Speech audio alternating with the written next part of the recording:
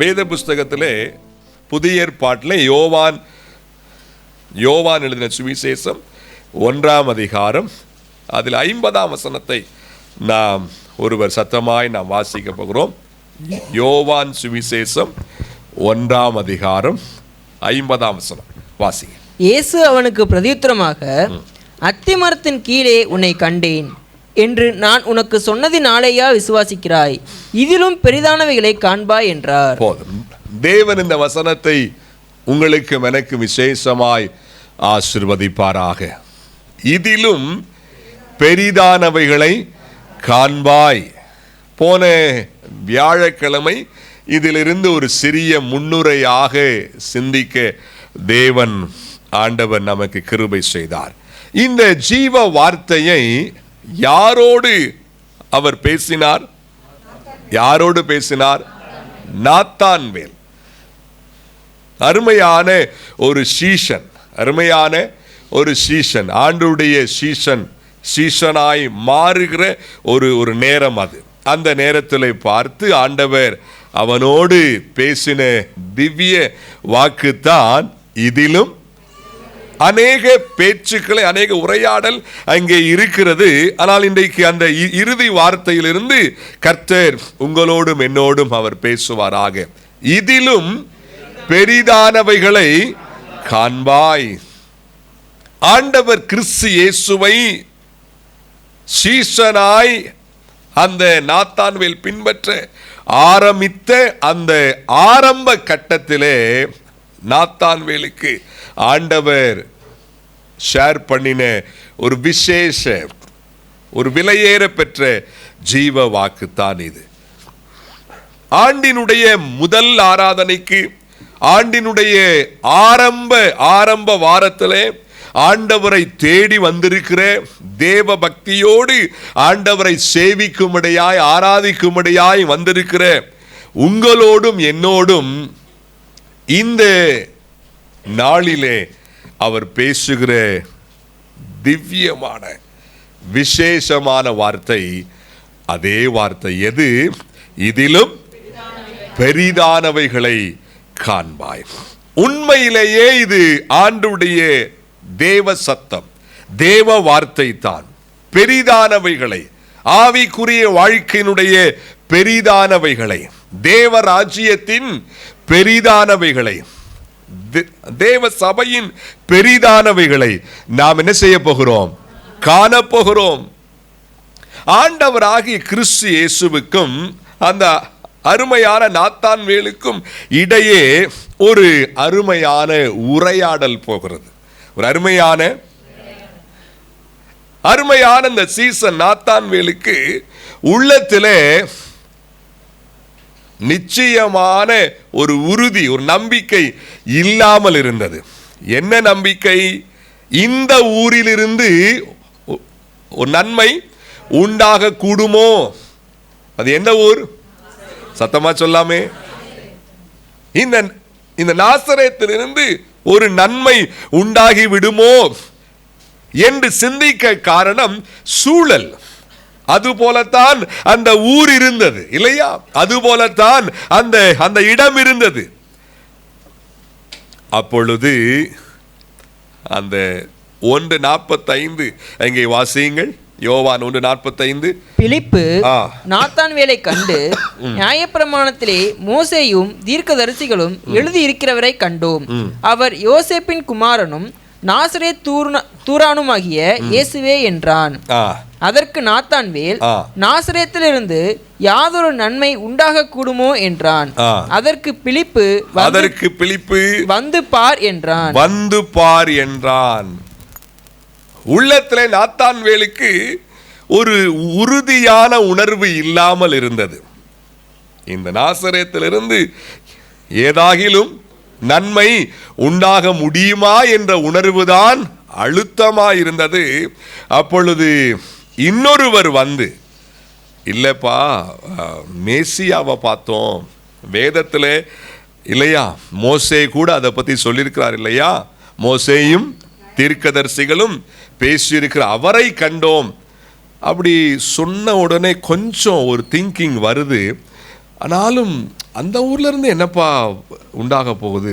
இல்ல, நீ என்ன செய், வந்து பார் என்று சொன்ன உடனே அந்த வார்த்தையை கேட்டு, அப்படியே கீழே வாசிங்க.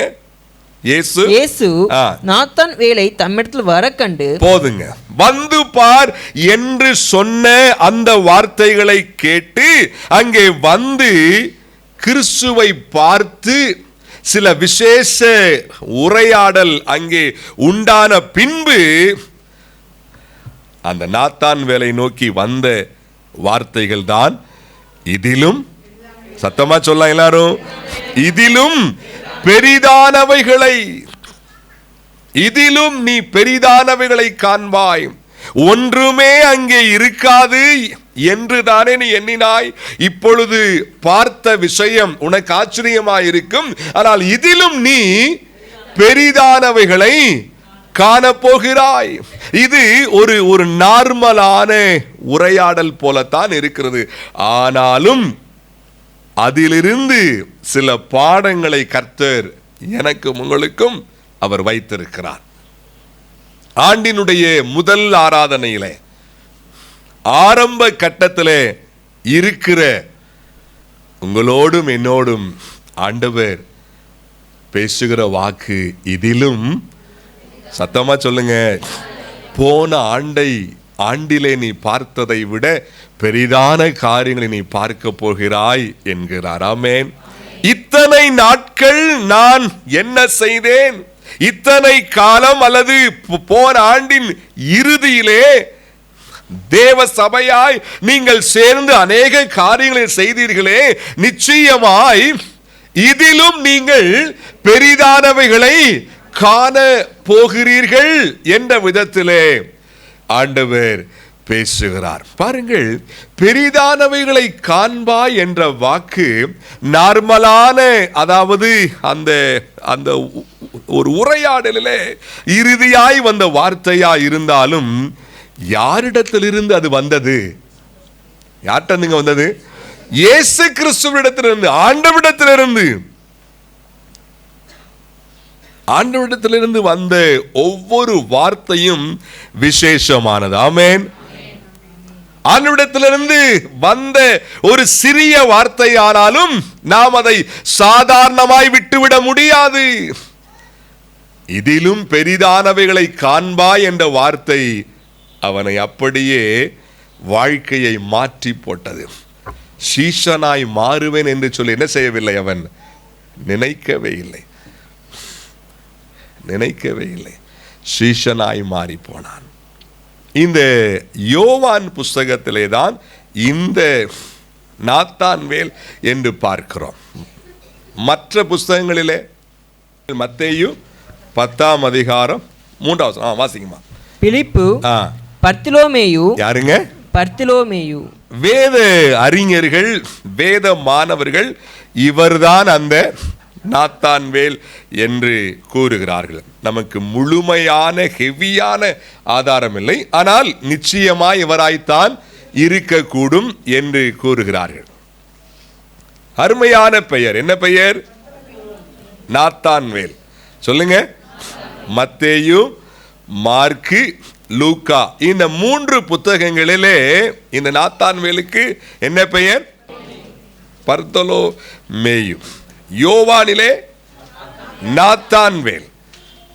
இதிலும் பெரிதானவைகளை காண்பாய் என்ற வார்த்தை அவனை அப்படியே அவருடைய வாழ்க்கையை மாற்றி போட்டது. என் அன்புக்குரியவர்களே, ஆண்டினுடைய ஆரம்பத்திலே வந்திருக்கிற உங்களுக்கும் கூட இந்த ஜீவ வார்த்தை, இந்த வல்லமையான வார்த்தை உங்களை நோக்கி வருகிறது. அந்த வார்த்தையை இறுக பற்றி கொண்டால் நாத்தான்வேலுடைய வாழ்க்கையை மாற்றின அந்த வார்த்தைகள் உங்களுடைய வாழ்க்கையை மாற்றும். ஆமென். நிச்சயமாய். காரணம், நார்மலான ஒரு உரையாடல் போல இருந்தாலும் வார்த்தை வந்த நாவு அப்படிப்பட்டது, வார்த்தை உருவான வாய் அப்படிப்பட்டது, அந்த வார்த்தை உருவான இருதயம் அப்படிப்பட்டது. அது எங்கே இருந்து வந்தது? ஆண்டவர் இயேசு கிறிஸ்துவிடமிருந்து என் அன்புக்குரியவர்களே, அதே வார்த்தை ஆண்டினுடைய ஆரம்ப ஆராதனையிலே. இந்த வார்த்தையை சீரியஸா எண்ணிக்கொள்ளுங்க, சீரியஸாக. ஒருவேளை ஒவ்வொரு வாரமும் ஒரு செய்தி என்ற விதத்திலே ஒருவேளை சாதாரணமாய் எண்ணினால் அது சாதாரணமாய்த்தான் இருக்கும். இது விசேஷ வார்த்தை, ஆண்டவர் இந்த வாரத்தில் அவர் என்னோடு பேசுகிறார் என்ற உணர்வோடு கேட்டால் அது ஆசீர்வாதமான வார்த்தையாயிருக்கும். கேட்கிறவர்களை பொறுத்துத்தான் வார்த்தைகள் கிரியை செய்யக்கூடும். ஆமென். எல்லாரிடத்திலும் போய் அது என்ன செய்வதில்லை, கிரியை செய்வதில்லை. கேட்கிற மக்கள் ஒரு பாத்திரத்தில், நீ கவனிங்க, ஒரு பாத்திரத்தில் பிரியாணி உருவாக்க எல்லா விதமான விஷயங்களையும் போட்டு எண்ணெய் ஊற்றி அரிசி போட்டு மட்டனோ சிக்கனோ போட்டு அதை கிண்டி கொண்டே இருந்தால் பிரியாணி வந்துடாது. தீ மூட்டப்பட்ட பாத்திரமா இருக்கணும். கீழே என்ன இருக்கணும், அனல் இருக்கணும், கீழே அக்கினி இருக்கணும். அப்படிப்பட்ட பாத்திரத்திற்குள்ளே உள்ளே போட்டு கிண்டுங்க, பிரியாணி ஆயிரும். சாதாரண அரிசி தான், பிரியாணிக்குரிய அரிசி தான், பிரியாணிக்குரிய விஷயங்கள் தான். ஆனால் அந்த பாத்திரம் தீ மூட்டப்பட்டு கொண்டிருக்க வேண்டும். தேவ வசனம் ஜீவன் உள்ளதுதான், உண்மைதான், மாற்று கருத்தே கிடையாது. தேவ வசனத்துக்குள்ளே விசேஷ வல்லமை இருக்கிறது. உள்ளமாகிய பாத்திரம் தீ மூட்டப்பட்டிருக்கிறதா? உள்ளம் அனலாய் இருந்து அந்த வார்த்தைகளை கேட்டால்தான் அந்த வார்த்தை விசேஷ வார்த்தையாய் மாறும். நாத்தான் வேலை பார்த்து, இதிலும் பெரிதானவைகளை நீ காண்பாய் என்ற விசேஷ வார்த்தை உண்டாவதற்கான காரணங்கள் என்ன?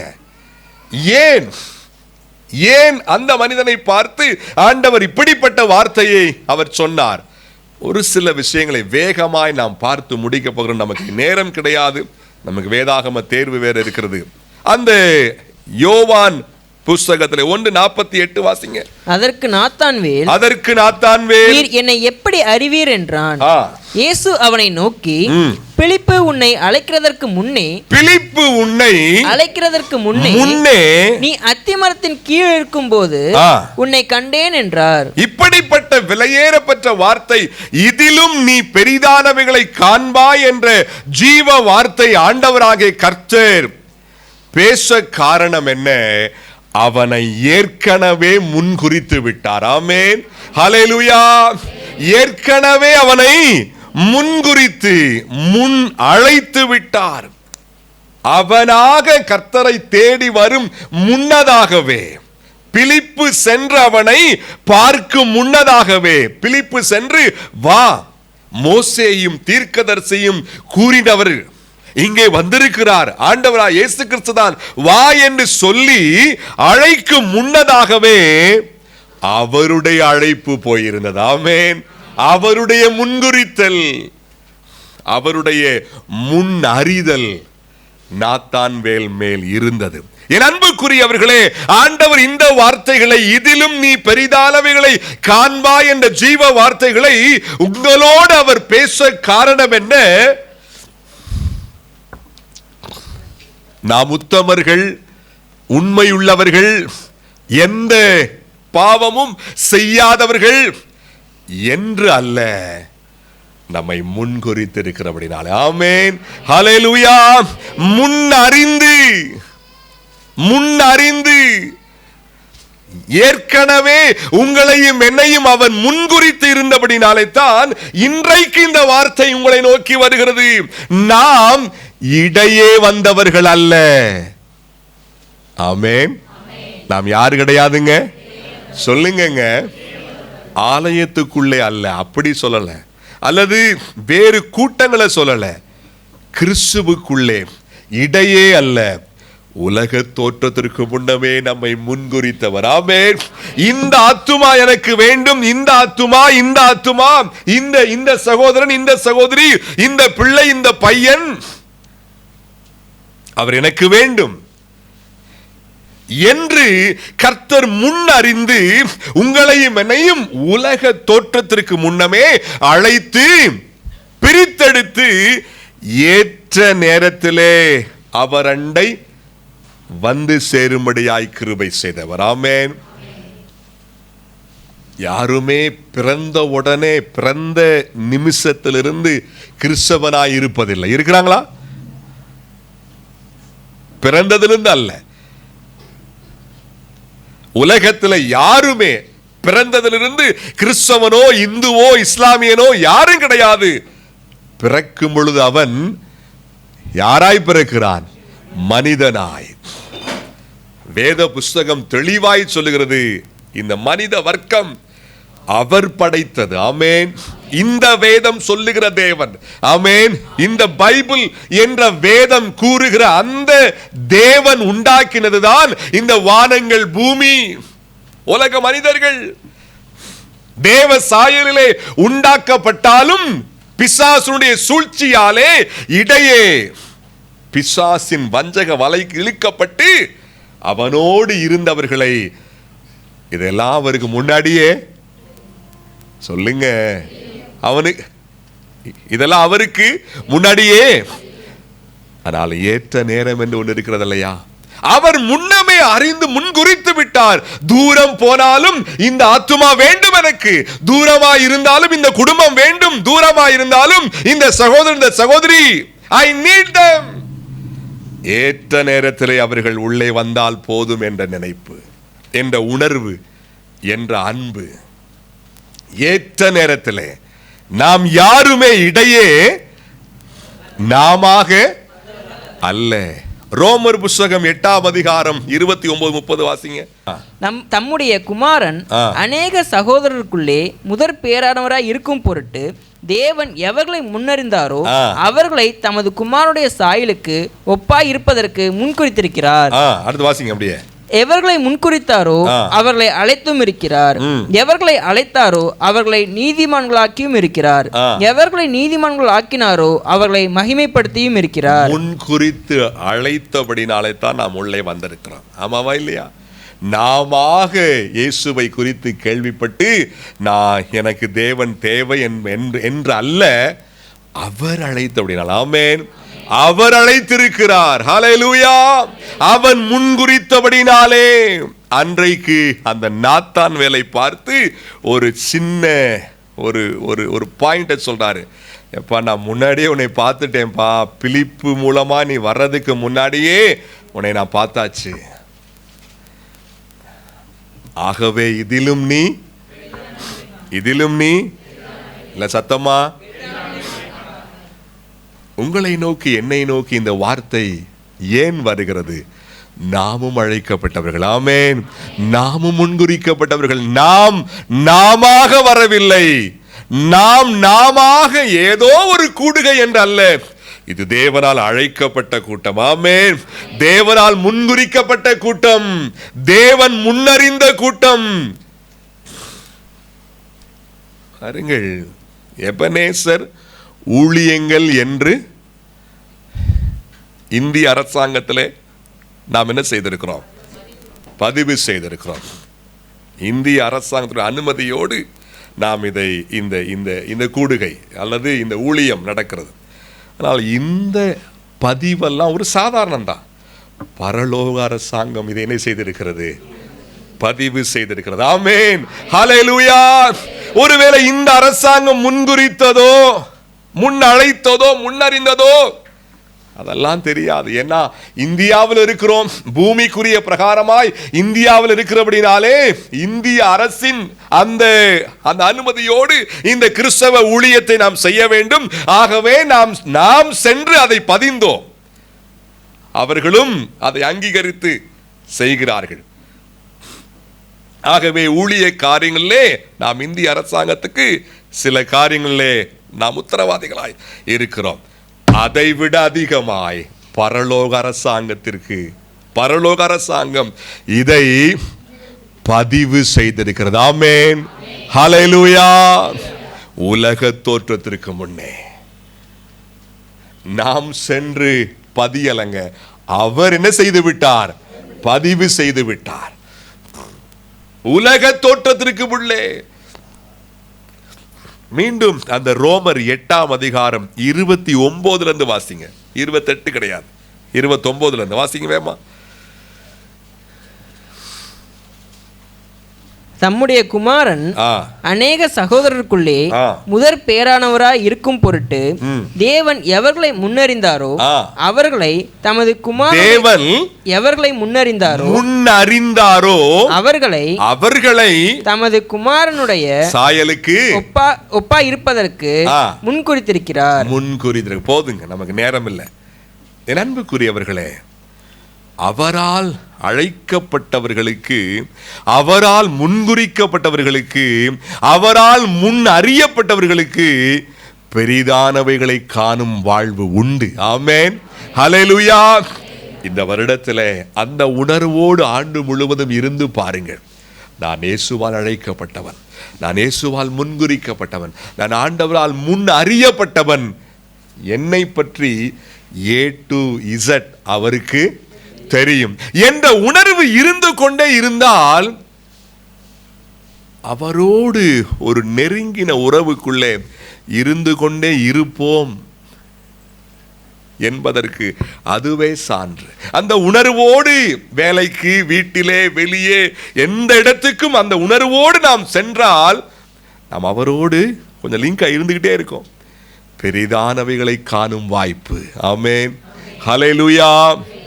என் அன்புக்குரியவர்களே, அவருடைய அழைப்பை, முன்குறித்தலை அலட்சியப்படுத்துகிறவர்கள் அல்லது புரிந்து கொள்ளாதவர்கள் அவருக்கு இழப்பல்ல, அவர்களுக்குத்தான் இழப்பு.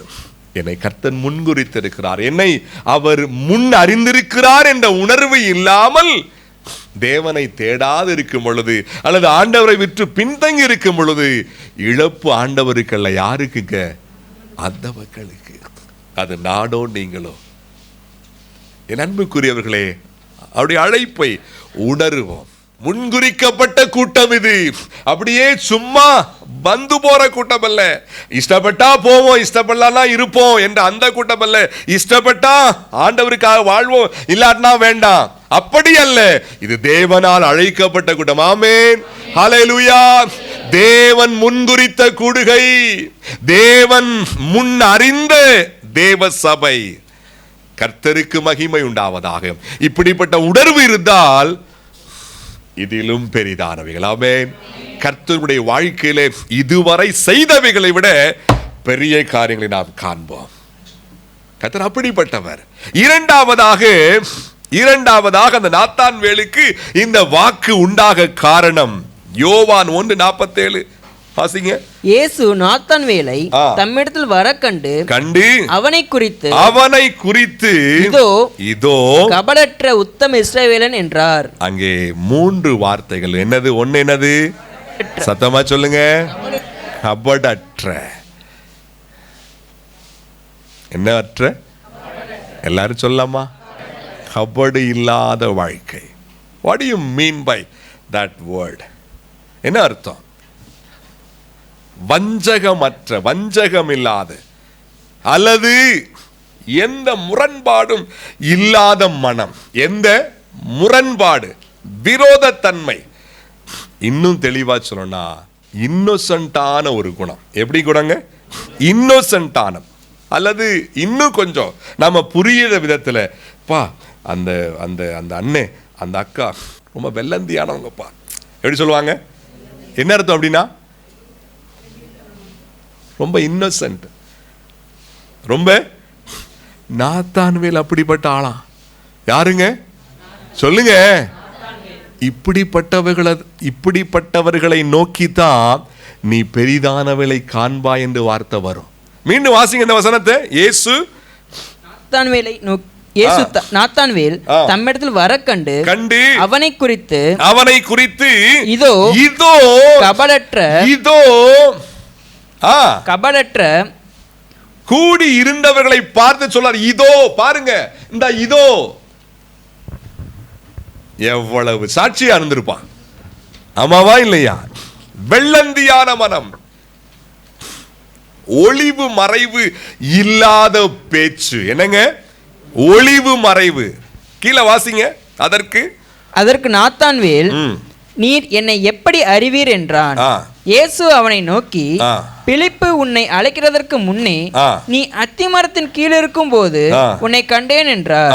அதற்கு நாத்தான்வேல், ரபி, நீர் தேவனுடைய குமாரன், நீர் இஸ்ரவேலின் ராஜா என்றான். கவனிங்களே, ஆண்டவர் இயேசு சொல்றாரு, இதோ கபடற்ற உத்தம இஸ்ரவேலன் அப்படின்னு சொன்ன உடனே ஐயா பேசாம அங்க நிக்கல. இன்னும் நான் இப்பதான் வந்தேன், எப்படி என்னைய தெரியும் உங்களுக்கு? வெள்ளந்தியா கேட்கறத பாருங்க. பிலிப்பு சொல்லிட்டாரு, எப்பா மோசேயும் தீர்க்கதரிசிகளும் சொன்னவர்ப்பா. அதுவே உள்ளத்துல கொஞ்சம் ஆச்சரியமா இருந்திருக்கும் இல்லையா? அப்ப இல்லப்பா, அந்த ஊர்ல இருந்து பெருசா ஒண்ணு என்ன செய்யாது, இல்ல நீ வந்து பார் அப்படின்னு உடனே சரி போவோம். போன உடனே வந்துட்டான். வர்றப்பவே சொல்லாரு, இதோ அவன் வந்து நிக்கிறானா அல்லது வந்துட்டானான்னு தெரியல. வர்றப்பவே இதோ சொன்ன உடனே, இல்ல நீங்க இதுக்கு முன்னாடி என்னை பார்த்தது இல்லையே. எப்படி? இதுக்கு முன்னாடி என்ன செஞ்சது இல்ல? இன்னோசன்ட். உடனே ஆண்டவர் சொல்றாரு, இல்லப்பா, அத்திமரத்தின் கீழே நீ இருக்கிறப்பவே நான் அவனை பார்த்துட்டேன். ஓ அப்படியா? அப்ப நீ ரபிங்க. ஐயோ, நீ பெரியவர் தாங்க உண்மையிலே. ஹவ் இன்னசென்ட் ஹி இஸ் இல்லையா? யாரை நோக்கி பெரிதானவைகளை காணும் வாழ்வு வரும்? உள்ளத்திலே கபடு இல்லாதவர்கள், உள்ளத்திலே முரண்பாடு இல்லாதவர்கள், இன்னோசன்ட் மனம். என் அன்புக்குரியவர்களே, ஒருவேளை போன வருஷம் 2024ஆம் ஆண்டு சூழ்நிலைகளாலே பாதிக்கப்பட்டு உள்ளமெல்லாம் ஒருவேளை இப்படிப்பட்ட குணம் நிறைந்து இருந்திருக்கலாம். என்ன குணம்? என்ன குணங்க? கபடான குணம். முரண்பாடாய் சிந்திக்கிற குணம். ஆண்டினுடைய ஆரம்பம். ஆண்டவரே, என்னை உமக்கு ஒப்பு கொடுக்கிற ஆண்டவரே, என்னோடு கூட என் தெய்வம் நீங்க பேசுறீங்களே, உமக்கு மகிமை ஆண்டவரே, என்னை அர்ப்பணிக்கிறேன். இந்த வருஷம் எனக்கு இந்த கபடு வேண்டாம். உள்ளே ஒன்று வைத்து வெளியே ஒன்று பேசுகிற உணர்வு எனக்கு வேண்டாம். பார்ப்பதிலே ஒன்று, சிந்திப்பது இன்னொன்று என்ற உணர்வு எனக்கு வேண்டாம். ஆண்டவரே, என் மனம் வெண்மையான மனமாய் மாறட்டும். ஆமென். அப்படிப்பட்ட ஒரு தீர்மானத்துக்குள்ளே வந்து பாருங்கள். இதிலும் பெரிதானவைகளை காண்போம். ஆமென். என் தெய்வம் கிரியை செய்வதற்கு ஆட்களை தேடிக்கொண்டிருக்கிறார். என் வல்லமையை காட்டுவதற்கு எந்த சபை, எந்த விசுவாசி, எந்த ஊழியக்காரர் என்று தேடிக்கொண்டிருக்கிறார். இந்த உணர்வோடு நம் ஆண்டவரே, என்னை உமக்கு அர்ப்பணிக்கிற ஆண்டவரே, என் மனம் இன்னோசென்ட்டாக, ஒளிவு மறைவு இல்லாத வாழ்வாக இருக்கட்டும் என்று அர்ப்பணிக்க ஆரம்பித்து விட்டால் பெரிதானவைகளை காணும் பாக்கியம். யார் ஆயத்தமாக இருக்கிறீர்கள்? என் அன்புக்குரியவர்களே, ஒன்று, நாம் முன்குறிக்கப்பட்டவர்கள், அவரால் முன் அறியப்பட்டவர்கள், அவரால் அழைக்கப்பட்டவர்கள். ஆகவே பெரிதானவைகளை காணும் பாக்கியம் உண்டு. இரண்டாவது உள்ளத்திலே கபடு இல்லாதவர்களாய் இருக்கும் பொழுது, தேவ காரியத்திலே முரண்பாடு இல்லாதவர்களாய் வந்து பார். Okay, I'll come. Okay, Philip வந்து பார்ப்பா அப்படின்னு சொல்றாரு. யார் சொல்றது? பிலிப்பு. நான் வரமாட்டேப்பா, அந்த ஊரு தான். என்ன ஊரு? ஒன்றும் கிடையாதுங்க. அப்படித்தான் அந்த ஊர். ஆனா சரி, நான் வந்து பார்க்கிறேன். எவ்வளவு இன்னோசன்ட் மனம். மூன்றாவது, மீண்டும் அதே வசனத்தை வாசிக்கலாம். இயேசு நாத்தான்வேலை தம்மிடத்தில் வர கண்டு அவனை குறித்து இதோ கபடற்ற உத்தம இஸ்ரவேலன் என்றார். இதோ கபடற்ற உத்தம இஸ்ரவேலன். என்னங்க அர்த்தம்? உத்தம இஸ்ரவேலன். சொல்லுங்க. உத்தம வாழ்க்கை. இதிலும் பெரிதானவைகளை காண்பாய் என்ற அந்த ஜீவ வாக்கு அருமையான நாத்தான்வேலை நோக்கி வந்ததே. காரணம் என்ன? உத்தம வாழ்க்கை, தேவனை துக்கப்படுத்தாத உத்தமன். எப்படிங்க? சதம வாய்த்தரன் சொல்லாம, மீறுதல் இல்லாத உத்தமன். உத்தமமும் உண்மையும் ஒன்றர இணைந்தவைகள் எப்போதும். எப்படிங்க சொல்லுங்க பாப்போம். உத்தமமும் உண்மையும் எப்போதும் பின்னி பிணைந்திருக்கு. உத்தமமும் நீதியும் ஒன்றாய் இருப்பவைகள், உத்தமமும் தாழ்மையும் ஒன்றாய் இருப்பவைகள். உத்தமம் இருந்தால் உண்மை இருக்கும், உத்தமம் இருந்தால் நீதி இருக்கும், உத்தமம் இருந்தால் தாழ்மை இருக்கும். உத்தமம் இருந்தால் அல்லது உத்தமமாய் இருக்கக்கூடிய உணர்வு இருந்தால் என் தேவனை நான் துக்கப்படுத்த கூடாது என்ற உணர்வு இருந்து கொண்டே இருக்கும். உத்தமம், மீறுதல் இல்லாத வாழ்க்கை, தேவனை துக்கப்படுத்தாத வாழ்க்கை. கவனிங்களேன், இதோ இதோ எல்லாரும் முன்னாடி அங்க சொல்றாரு. பிலிப்பு இருக்கிறாரு, அப்புறம் அந்திரேயா இருக்கிறாரு, பேதுரு கூட அங்க இருக்கிறார் நான் நினைக்கிறேன், இன்னும் சில சிஷ்யர்கள் இருக்கிறாங்க. இதோ எல்லாரும் முன்னாடியும் கர்த்தர் பாராட்டுகிறது போல பேசுறாரு. எஸ் எஸ், நான் அப்படித்தான், அதெல்லாம் வரல. எப்படி உங்களுக்கு தெரியும்? என்ன எப்படி தெரியும் உங்களுக்கு என்று அங்கே கர்த்தர் பாராட்டினதை கூட ஒரு பெருமையான உணர்வோடு எண்ணாமல், அதாங்க உத்தமம், அதான் உத்தமம். சின்ன சின்ன விஷயத்திலே கூட பெருமையாய் சிந்திக்கிற உலகம், பெருமையாய் ஆணவமாய் சிந்திக்கிற உலகம். ஏன் உலகத்தை நாம் விட்டு விடுவோம்? கிறிஸ்தவ உலகத்தில் அப்படி இல்லையா? சின்ன விஷயங்களை கூட பெரிதாய் எண்ணி, பெரிதாய் பாராட்டுக்களையே ஓயாது சிந்திக்கிற, பாராட்டுக்களையே ஓயாது விரும்புகிற, என்ன பாராட்டணும், என்ன பாராட்டணும், என்னை தூக்கி வைக்கணும், என்னை இப்படி செய்யணும், அப்படி செய்யணும், சொல்லிக்கிட்டே இருக்கணும் என்னை பத்தி. அப்படிப்பட்ட கிறிஸ்தவ உலகத்திலே இது போன்ற மக்கள் ரொம்ப ரேரா தான் இருக்கிறாங்க. இதோ உத்தம இஸ்ரவேலை சொல்லி பேதுரு சொல்லல, பிலிப்பு சொல்லல, மோசேயும் தீர்க்கதரிசிகளும் சொன்ன அந்த இயேசு கிறிஸ்து. அஃப்கோர்ஸ் அந்த வேல்யூ அவனுக்கு தெரிஞ்சிச்சான்னு தெரியல, அதை பத்தியே சிந்திக்கல. எப்படி தெரியும் உங்களுக்கு என்னைய? நீங்க தான் பார்த்ததே இல்லை என்னைய. எவ்வளவு இன்னோசன்ட் மனம், எத்தனை தாழ்மையின் உணர்வு. உத்தமத்திற்குள்ளே தாழ்மை அடங்கி இருக்கிறது. ஆமென். உத்தமத்திற்குள்ளே நீதி அடங்கி இருக்கிறது, உத்தமத்திற்குள்ளே உண்மை அடங்கி இருக்கிறது. ஏங்க, உண்மையா இல்லாம வீட்டுக்கு, ஆண்டவருக்கு, கட்டின புருஷனுக்கு, கட்டின பொண்டாட்டிக்கு, பிள்ளைகளுக்கு உண்மையா இல்லாட்டி, உண்மையா இல்லாம நான் உத்தமமா இருக்கேன்றது பொய் தானங்க. ஆமாவா இல்லையா? ஆண்டவருக்கு உண்மையா இருப்பது என்ன? அதிகாலை எழுந்து ஜெபித்து அவரை தேடுவது உண்மையா இருக்கணும்னு அர்த்தம். இஷ்டப்பட்ட நேரத்துக்கு அவரை தேடுவதல்ல. நேரம் கிடைக்கும் பொழுது தேடுகிற உணர்வு இருந்தாலும் அவர் விரும்புகிற அந்த காலை நேரம், அது மேபி ரொம்ப அதிகாலையா அல்லது கொஞ்சம் நேரம் கழிச்சோ, காலை நேர தேடல் அவருக்கு பிரியமானது. காலை நேர தேடல், அதை செய்யும் பொழுது அவருக்கு உண்மையா இருக்கும்னு அர்த்தம்.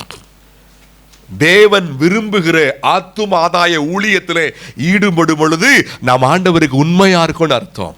தேவ சபை கூடி வருதலை சிலர் விட்டு விடுகிறது போல நாமும் விட்டுவிடக் கூடாது என்று ஆண்டவர் சொன்னாரே, அந்த காரியத்தை பின்பற்றும் பொழுது நாம் உத்தமமாய் இருக்கிறோம், உண்மையாய் இருக்கிறோம் ஆண்டவருக்கு. இன்னும் அநேக விஷயங்கள் இருக்கிறது. குடும்பத்திற்கு உண்மையாய் இருப்பது நாம் உத்தமமாய் இருக்கிறோம் என்று அர்த்தம். சொந்த புருஷனை வச்சுக்கிட்டு பிற ஆண்கள்கிட்ட ரொம்ப ரொம்ப ஜாலியா பழகிறது, ஜாலியா பேசுறது, பெரிய வயசு சின்ன வயசு, ஓ சின்ன பையன் தான் அதனால நான் அப்படி பழகிறேன், ஓ இவங்க எனக்கு அப்பா மாதிரி அப்படி மாறி. என்னைக்கு அது மாறும் தெரியவே தெரியாது. ஒருவேளை நீங்க அப்பா மாதிரி நீங்க பழகலாம், அவங்க வேற மாதிரி என்ன செஞ்சுட்டு இருப்பாங்க, பழகிட்டு இருப்பாங்க. ஒருவேளை நீங்க சின்ன பையன் மாதிரி ஃபீல் பண்ணலாம், ஆனா அந்த பக்கம் கட்டின மனைவி இருக்க பிற பெண்களை ஆசையாய் பார்க்க, ஆசையாய் இச்சிக்க, அது மகா பெரிய தவறு அல்லவா? அது உத்தமம் இல்லை அல்லவா? உத்தம குணம் எது? உண்மை, நீதி, நேர்மை, தாழ்மை. கல்யாணம் முடியலங்க எனக்கு இன்னும் கல்யாணம் முடியல, புருஷன் என்ன வரல, பொண்டாட்டி வரல, அப்ப நான் ஃப்ரீ பேர்ட். யோசேப்பை பாருங்க, கல்யாணம் முடிக்கிற வரைக்கும் எந்த ஒரு பாவக்கரை. அதுதாங்க உத்தமம், அதுதான் உத்தமம். உத்தமம்னா என்ன நினைச்சுக்கிறாங்க சிலரு, வெளியே பிறர் பார்க்கிற மாதிரி கொஞ்சம் ஒழுங்கா இருந்தா போதும். அது உத்தமம் அல்ல. எப்படி? அது உத்தமம் அல்ல. உள்ளே அந்தரங்கத்திற்குள்ளே நாத்தான்வேல் அவர் சொல்றாருன்னா அப்ப உள்ளம் எவ்வளவு வெண்மையா இருந்திருக்கும். ஆமாவா இல்லையா? உள்ளங்களை அறிந்தவர், ஆமென், உள்ளங்களை அறிந்தவர், உள்ளிந்திரியங்களை அறியக்கூடியவர், உள்ளத்தின் ஆழத்தை அறியக்கூடியவர் சொன்னாரு, இதோ கபடற்ற உத்தம இஸ்ரவேலன். என் அன்புக்குரியவர்களே, யாரை நோக்கி இதிலும் நீ சத்தமா சொல்லுங்க, ஆரம்ப ஆராதனையிலே உங்களை நோக்கி தேவன் பேசுகிற திருவாக்கு. நான் ஆரம்பத்திலே சொன்னேன், கேட்கிற காதுகள், கேட்கிற உள்ளம் எப்படி இருக்கிறதோ அப்படித்தான் அந்த வார்த்தை கிரியை செய்யும். வார்த்தைக்குள்ளே வல்லமை உண்டு, வார்த்தைக்குள்ளே வல்லமை இருக்கிறது. நான் சொன்னேன் இல்லையா, தீ மூட்டப்படாத ஒரு பாத்திரத்துல கறி கிரிலாம் போட்டு சும்மா அப்படியே ஸ்மெல்லோட என்ன கிண்டுகின்னாலும் சொல்லுங்க, அது வேகாது. உள்ளம் தீமூட்டப்பட்டு, ஆண்டவரே இந்த புதிய வருஷத்துக்குள்ளே வந்ததே உடைய மகா பெரிய கிருபை, என் கூட பேசுங்க, நான் கீழ்ப்படிய ரெடியா இருக்கிறேன் என்று ஆவிக்குரிய அந்த தீ, அந்த அனல் உண்டாகி கொண்டே இருக்கிற அந்த உள்ளத்துக்குள்ளே இந்த வார்த்தைகளை உள்ள போடுங்க, வெந்து பலன் கொடுக்க ஆரம்பிச்சு. ஆமென், ஹல்லேலூயா. இதிலும் உத்தமத்தை காத்துக்கொள்ளுங்க, காத்துக்கொள்வோம். ஆமென். உத்தமத்தை, தாழ்மை உணர்வு, தாழ்மை. பெருசா என்னாதீங்க, தன்னை ஒரு பொருட்டாய் எண்ணுகிற குணம் கேடான குணம், அது உத்தமம் அல்ல, அது அது அது வித்தியாசமான குணம். அது என் அன்புக்குரியவர்களே, ஆண்டவர் நம்மோடு கூட பேசுவாராக. இறுதியாக அதே யோவான் 1:46 மற்றும் 47 வாசி. அதற்கு நாத்தான்வேல், நாசரேத்திலிருந்து யாதொரு நன்மை உண்டாக கூடுமோ என்றான். அதற்கு பிலிப்பு வந்து பார் என்றான். இயேசு நாத்தான்வேலை தம்மிடத்தில் வரக்கண்டு அவனை குறித்து, இதோ கபலற்ற உத்தம இஸ்ரவேலன் என்றார். என் அன்புக்குரியவர்களே, பிலிப்பு போய் சொல்றார். யார்கிட்டங்க? எங்க நியாயப்பிரமாணத்துல மோசேயும் தீர்க்கதரிசிகளும் கூறியிருக்கார் இல்லையா, அவர் அந்த இயேசு தாங்க அவரு அப்படின்னு சொன்ன உடனே ஒரு சின்ன சந்தேகம், இல்லை அந்த ஊர்ல இருந்து எப்பா நீ வந்து பார்ப்பா என்று சொன்ன உடனே இயேசு, வாசிங்க அந்த வசனத்தை, இயேசு நாத்தான்வேலை தம்மிடத்தில் வரக்கண்டு, ஆவிக்குரியவைகளை தேடுகிற ஆர்வம், ஆவிக்குரியவைகளை ரொம்ப.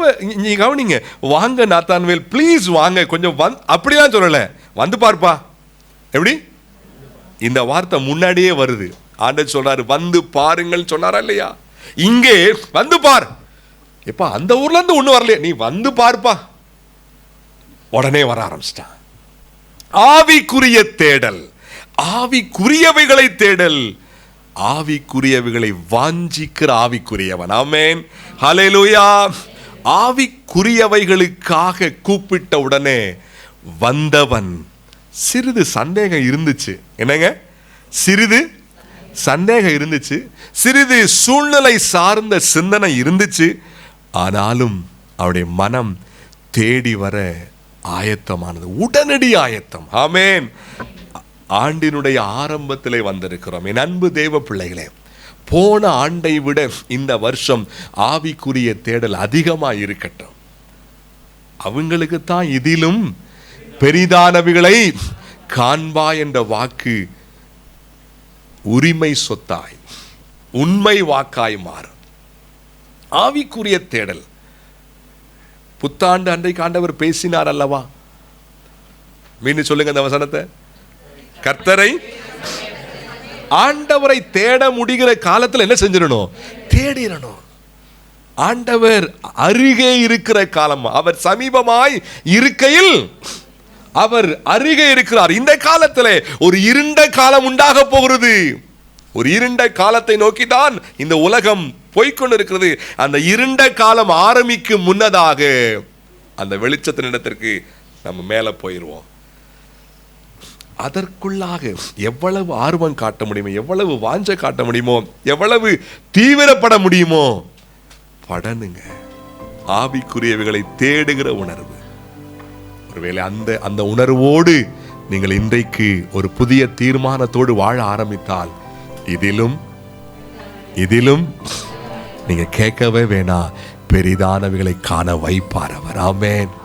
4 காரியங்கள் நாம் எல்லாரும் அப்படியே முழங்கால்